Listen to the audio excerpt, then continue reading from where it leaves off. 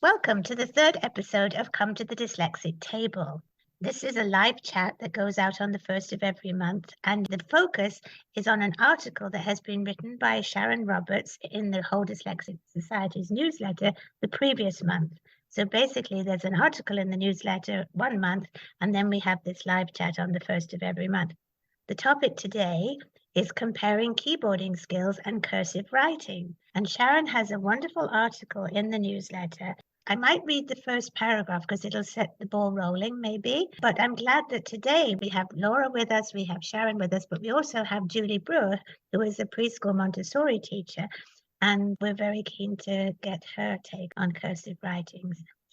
Sharon starts off the article by saying, a few people still write with pen and paper.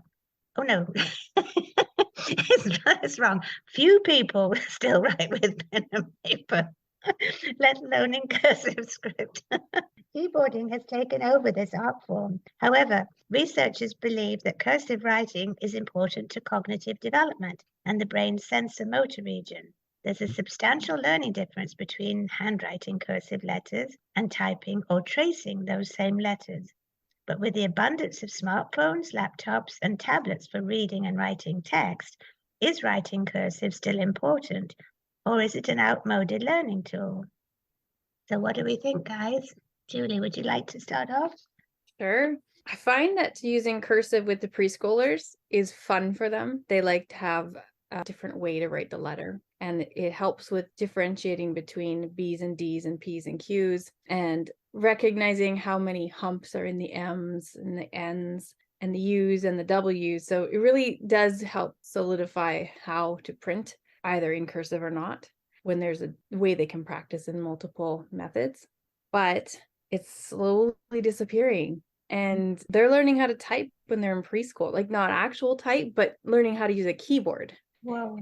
Preschool on their parents' phones or their computers. And it's like they have this visual memory for what the keyboard letter looks like written on the key.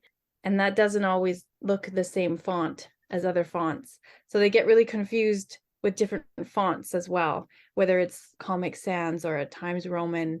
It looks different. The typical T that we print now is just straight lines. But if they see the T with the curve at the end, they think it's an F. Yes. A lot of confusion when it goes back and forth. So if we don't keep practicing with these kids, they never grasp the difference between how we write them. So I think it is important to expose them to the cursive, but they won't ever write it. I think my daughter did cursive in grade 4 or grade 3, I think. The teacher thought it was important. So she had a cursive session with them once a week or however often. And they had books where they had to write the letter over and over and over and over and over. And she loved it. She thought this was great. It's like a secret language. I can write this and my brother doesn't know what I'm saying. And she found that it was faster, right? So I think that's the benefit of cursive, is faster. And now she's in grade 6 and her printing is a mashup of writing and printing. She does some of the cursive movements for things and not for other letters. So she's made her own font, I guess, which is kind of fun, but she doesn't use full cursive to write. I don't know anybody that does. Maria Montessori must have had an idea that cursive was important, do you think? And my son went to Waldorf, and Steiner definitely thought cursive was important. He felt it was part of the child's development. Yeah, I think the science behind it is that it used different parts of the brain to write cursively, and it's more fine motor control. You need more fine motor, but that strengthens your fine motor. So when they're learning the cursive, other fine motor tasks get easier as well. And it's speedier, right? It's more efficient. So spelling, they can recognize words as a whole differently as well if they're connected, instead of just all choppy letters on a page. The connection between them and then the break help them recognize the word as a whole, depending on how they learn. I think, if I remember correctly, those are some of the main ideas behind using cursive at a young age. Well, I agree that it's a faster way of writing, and I'm really glad that I had cursive writing throughout high school and university because you could take notes quicker. I question whether you could take notes as fast with a keyboard, although now with computers you could probably just tape it. But a couple of the articles that I read with research were saying that it did enforce spelling, again, for the same reason, because you have to look at the word and you connect the letters to the word together and you do see it all at once. And then doing it repetitiously, like copying off a blackboard or whatever, just reinforces it. And spelling is an issue with most children today. I'm not saying that cursive writing is responsible for spelling, but it's another way of maybe reinforcing the spelling of a word. Yeah, one researcher believes cursive writing improves reading and spelling abilities because it requires one to write from left to right, so letters will join in the proper sequence. And it enhances spelling because of the connectivity of the letters. This is Virginia Berlinger, the researcher. The hand acquires knowledge of spelling patterns through movements that are used repeatedly in spelling. It's a similar phenomenon to what pianists or typists learn patterns of hand movements through continued repetition. I think the argument was made that it activated the parts of the brain the same way as music does, and keyboarding does not do that. So missing something here by just using a keyboard. I was thinking about this. This wasn't in any of my research. I just remember many years ago, before I even worked in Davis or found Davis, our niece was dyslexic and was trying a therapy. And one of the therapies that was involved was writing. Not cursive writing as such, but using a chalk on a blackboard and moving their hand constantly, that it was activating something. I don't know if they knew what they were doing, but it seemed to help her. Laura, have you had experience of that at your home school? Yeah, so Lacey's 23 now. So when she entered school, it was a supported home learning program. The education was really varied. And one of the units, it was like a optional unit that the kids could choose from, was cursive writing. Now, she did the Davis program in grade 2. So this is before we started the cursive writing and keyboarding. So she already had a lot of the tools. She was already doing really well with the tools that she was given with Davis. But I remember she did the sheets and she did the practice and all of that, and she was able to draw the letters and draw the words, but never ever maintained it. She now has a total mashup of printing and cursive.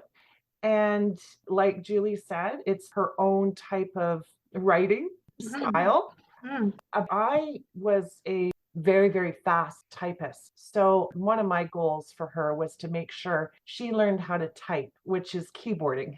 I made sure right around that same time, and I wish I could remember the timeline if it came before or after the cursive, but it was right around the same time that I had her doing keyboarding. She took to it really fast, learned the positions really fast, and is now an incredibly fast typist. And that's how she's gotten through all of her essay writing and note taking and university. She's incredibly fast and accurate typing. So it's, some people will develop their own style of typing too, right? And do different finger positions. But the thing that I think what is interesting is that I learned cursive writing. So I'm 59, so I'm a student of late 60s and 70s, right? So we learned cursive. And my cursive writing is the classic cursive writing. It's just It's like beautiful. you see in the textbooks. She can't read my writing. She can't read my cursive writing, which is interesting. And we've never explored it. It's just an interesting thing. And then listening to some of the other comments that you're saying, it made me realize, and I think I've brought this up before, Sue, you and I have had a conversation about this, that cursive writing is left to right. And the researchers are saying like that's important for brain function in certain pathways. Well, I'm a left-hander. I don't get to write left to right. I guess I do write left to right, but I also write backwards. I can also write script backwards, which is right to left. But instead of pulling the words left to right as a right-hander, I'm pushing the words. Yes. Yeah. Which I've always been very curious about as far as my own dyslexic tendencies and learning style and how my brain functions and pathways and how I read words and write. Yeah, I do both. I think script and keyboarding for me is really valuable. And it's way more speedy. Like sometimes I will keyboard if I have to like take notes for something, I'll do that because it's quicker than writing. But then what's the byproduct of that? So what is not happening in the brain function? So maybe there's a good balance between both that's needed. Yeah. Your handwriting is gorgeous. It's really, really, really lovely. And I'm curious now because if you're a left-hander and you're pushing, like you say, instead of Yeah. pulling, it must be difficult not to sort of smudge what you've written almost, or Totally. Always covered in ink. One of the things that apparently family members have said that back in the day, the teachers tried to force me to write right-handed, and that didn't work. So instead, what they did, the compromise was they would turn my piece of paper. Right. So my piece of paper is like really skewed, like it's really sideways. And so that's a way that I can avoid the smudging. That's so interesting. It's so cool. In England, we were taught to print. We were never taught to do cursive. I mean, I went to a really good school and it did not exist. And we were told to just join up our printing. We learned our printed letters and then we just joined them up. Some of them join up easier than others, but that's what happened. So do you have any children in your class, Julie, that you think might have this way of thinking? And do they find the printing any more difficult than the other kids? I actually have one that I'm 99% sure is a picture thinker and probably has dysgraphia. Holding a pencil is impossible for him. Even when I use the large pencils, like the really thick ones, even when I try the little gripper things to help him with that finger pincer position, it's this 5-fingered hold that he does. And I find this with a lot of preschoolers, but usually by the time they're his age, they've figured it out. Sometimes they just don't. And I've tried all the tactics and tricks that I went through with my son, with Cohen, who still holds his pencil in a really strange way, but it works for him. I think holding it that way, he could never write cursive. I don't think it's possible for some of these kids to write those curves. They hold their pencil differently. And so the dysgraphia messes with that. And the fatigue is huge when you hold your pencil like that. You can't write or print cursive or printing for a long period of time. You could never write an essay without getting fatigue and cramps in your fingers.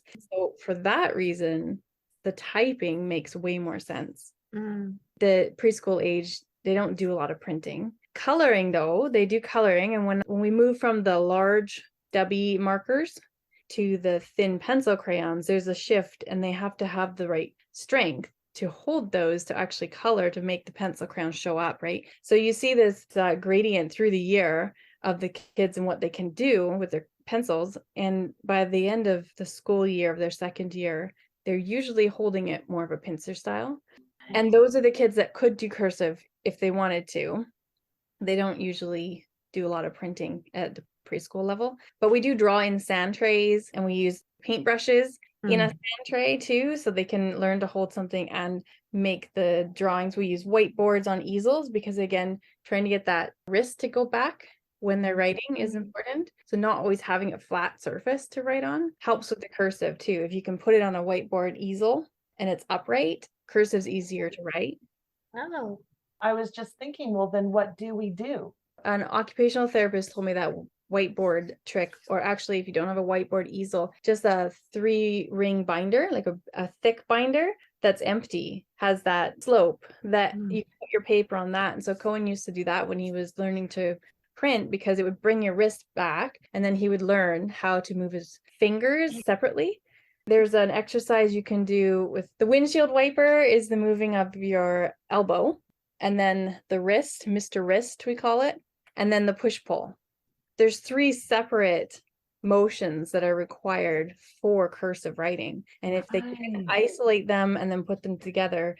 That's so cool. So bringing this to the Davis tools and knowing you've got the Davis learning strategies, you know the release exercise that you do with the kids. When their hands are really stiff like that, that's because the hand is the last thing that's doing the concentrating. So if you wanted to, you could ask them to do release and make sure that they put that release right down their arm to their fingers and their hand. That might help. And if they have their focus. For sure. And the focus is really big when they are printing, even just a short word, their name, for example, and they're focusing on trying to hold it more efficiently. And halfway through, they have to adjust or change color, and then they go back to that grip. So they'll just find your focus and check your grip. And that's all they need. Oh, right. And I'm using these fingers.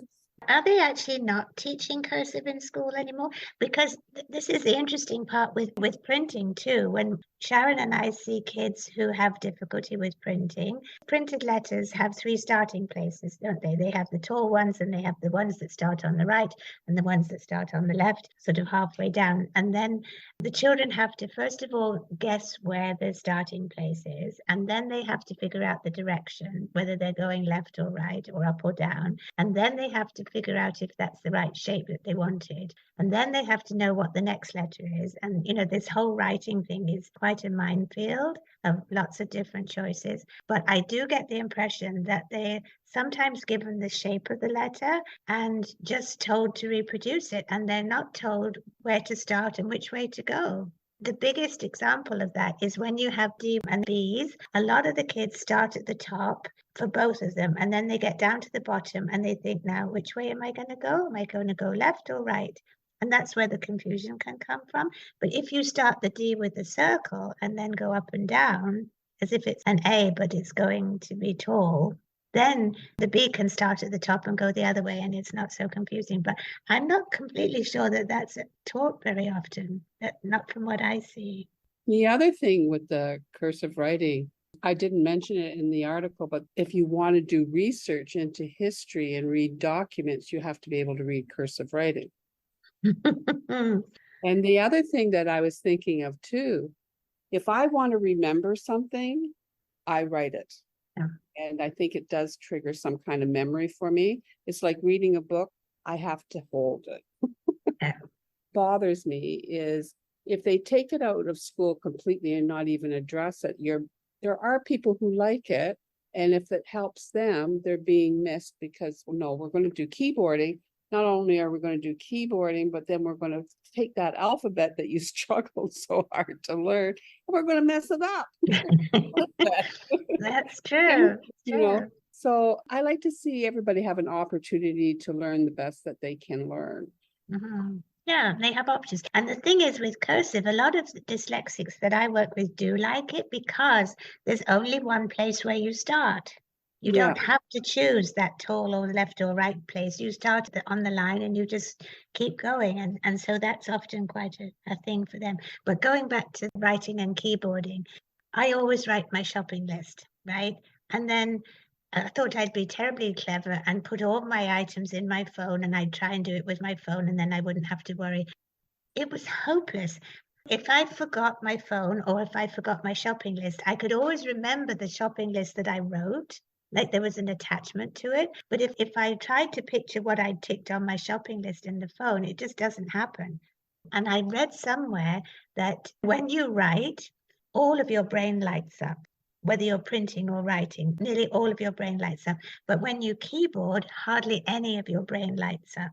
So when you're writing, it's much easier to remember and learn from what you're writing than if you're keyboarding, because there's no learning attached to it. It's just a mechanical motion, which I thought was interesting. And I mean, to me, I proved it with my shopping list. The one I wrote, I can remember what the paper was like. I can remember if it had lines. I can remember the color of the pen. You can almost visualize the words on it. Definitely something to be said for physically crossing them off on your list. And it's quite satisfying to feel that accomplishment. I did that, right? It's really good for you. True. Very true. So the advantage for keyboarding in my world is the speed. I mean, I've written my notes quickly and I'm having difficulty reading them. If I were to keyboard at the same speed, I would still be able to read them. And obviously, when other people want to read them, it's going to be much easier.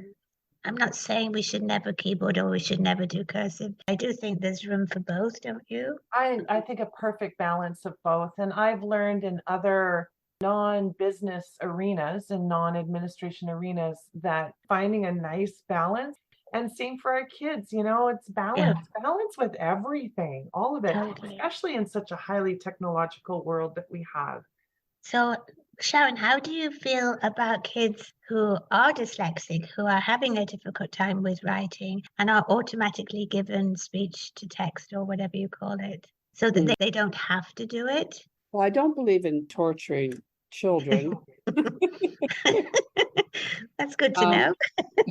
But I think that with the programs that we offer and with the tools for orientation to figure out why is it being so difficult and then solving it, I would like to see them do that because I think they're missing an opportunity. Again, it's like, well, math is hard, so we just won't do it. Well, we don't have to be mathematicians, but math is an important life skill. So I think that we are hurting kids in that sense that we're just not giving it a go. And if it helps you remember things and helps you spell, then how are we going to solve that if we don't do it that way? It's one of the easiest things that really can be solved. We used to practice every day, and I don't think that they're given the opportunity to really practice either. What I feel is that every child has a basic right to the basics. They have a basic right to be able to read to a certain extent, to be able to do math to a certain extent, to be able to print or handwrite to a certain extent. And then, as long as they've got those basics, that's when I would put the technology forward. And that's when I would say, right, you've got a lot of reading to do, so listen to it. You've got a lot of writing to do, so let's have the keyboard, you know? Yeah. So that you can just cope with a huge demand. But I do object when it's the only way they can get through school. It's pretty much a crutch because that's going to go on into adult life, right? And they're going to have to do that all through their university or college or whatever they do, and possibly into their careers. And that's when the sort of gap, the difference tends to widen, doesn't it? Yes, for overwhelm, but not to use it as a crutch. And that's the only way you can get through. I mean, keyboarding does help you with writing. And I mean, I'm very glad we have keyboarding now because I would hate to try cursive write story. But again, are we missing something, just a small component in our education by not learning cursive or at least be exposed to it? Yeah, well, I think this child development thing is really important. If they don't have the opportunity to develop whatever does develop when you are using cursive or printing, then that's really unfortunate.